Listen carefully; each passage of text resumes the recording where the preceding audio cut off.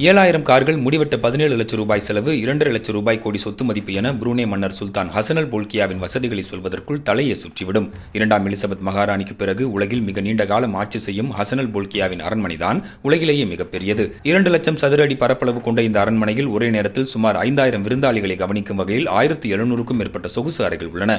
Car பிரியரான போல்கியாவிடம் சுமார் 7,000 கார்கள் இருக்கின்றன. இதில் 600 ரோல்ஸ் ராய்ஸ், 450 ஃபெராரி, 380 பென்ட்லி கார்களும் அடங்கும்.